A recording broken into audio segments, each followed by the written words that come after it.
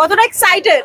অনেক বেশি এক্সাইটেড এবং আমরা প্রথম থেকেই বলে আসছি যে আমাদের প্রথম থেকে কনফিডেন্ট ছিলাম যে আমরা ফাইনালে খেলবো এবং আলহামদুলিল্লাহ আমরা ফাইনালে খেলছি। সো এটা আমাদের জন্য একটা অলরেডি এটা একটা জয় যে আমরা ফাইনালে খেলছি।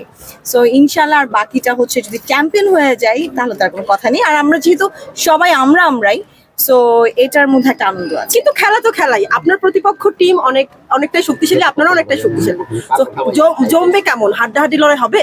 অলরেডি পয়েন্ট টেবিলে আমরা 7-7 ইকুয়াল পয়েন্ট নিয়ে আমরা ফাইনালে উঠেছি। সো হাড্ডাহাড্ডি লড়াই তো শুরু হয়েই গেছে।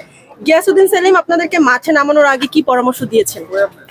আমাদেরকে আমাদের টিম মিটিং এখনো হয়নি। আমরা এখনো সবসময় আমাদেরকে যেগুলো বলা হয় আমি শিওর যে সেরকম কিছুই প্ল্যান আছে। আসলে আমরা সবসময় বলা হয় যে একটা টিম স্পিরিট নিয়ে খেলার এবং এনজয় করার জন্য মাঠে এনজয় করেই খেলতে বলে সবসময় সেলিম ভাই আমাদেরকে। সো এখন পর্যন্ত টিম মিটিং হয়নি, আমি জানি না লাস্ট মোমেন্টে কোনো চেঞ্জেস এসছে কিনা, বাট ইনশাল্লাহ আমরা আনন্দ নিয়ে খেলবো।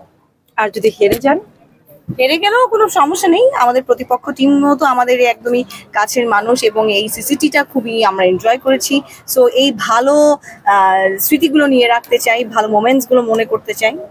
কার কোনো প্রশ্ন? প্রতিপক্ষ দলকে হারানোর জন্য কোনো স্ট্র্যাটেজি ফলো করতেছেন? অলরেডি গিগাবাইট টাইটান্সের সাথে আমাদের এর আগে খেলা হয়েছে এবং আমরা জিতেছি সেই খেলায়।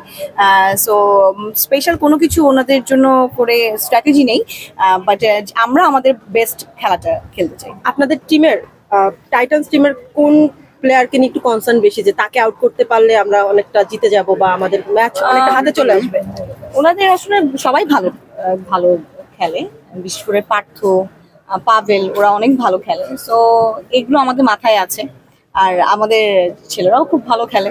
সো এটা নিয়ে আমরা ইনশাল্লাহ একটা হাড্ডাহাড্ডি লড়াই হবে।